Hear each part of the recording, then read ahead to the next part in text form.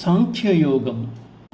అచ్ఛేద్యోయం అదాహ్యో యమక్లేద్యో శోషయేవ చ నిత్యః సర్వగతస్థాణుః అచలోయం సనాతనః. ఆత్మ అనేది ఛేదించుటకు, దహించుటకు, తడుపుటకు, శోషింపజేయుటకు సాధ్యం కానిది.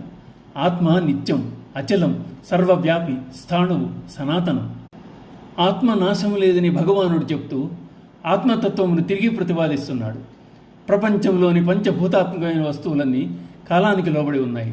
బ్రహ్మాండములన్నింటినీ కాలం తనలో కలిపివేసుకుంటోంది. అయితే భగవత్స్వరూపమైన ఆత్మ కాలమునకు అతీతమైనది. ఆత్మ నిత్యం, అవ్యక్తం, నిర్వికారం, అఖండం, సర్వగతం, స్థాణువు, సర్వవ్యాపి. కనుక ఆత్మతత్వ విచారణే సనాతన ధర్మం. సనాతన ధర్మం ఆశ్రయించినప్పుడు ప్రాపంచిక విషయంలో ఆసక్తి కలగదు.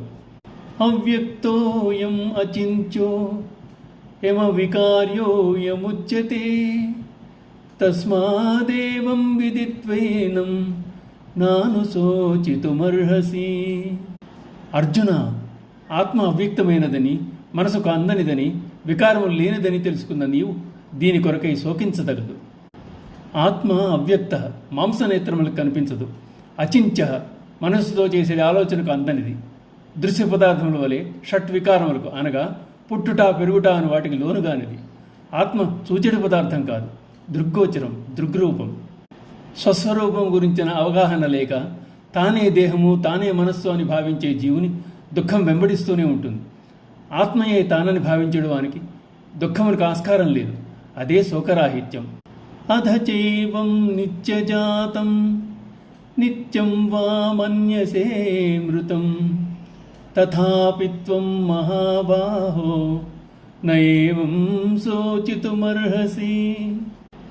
అర్జున, ఒకవేళ ఆత్మకు జనన మరణములు కలవని నీవు భావించినప్పటికీ దాని కొరకై నీవు శోకింపదగదు. మహాబాహో, నీ మానసిక వ్యథను నీకున్న బాహుబలం దూరం చేయలేకుండా ఉంది. నీ శోకం మాన్పాలంటే అధ్యాత్మ జ్ఞానం అవసరం. అటువంటి జ్ఞానమును పొందుటకు ప్రయత్నింపు.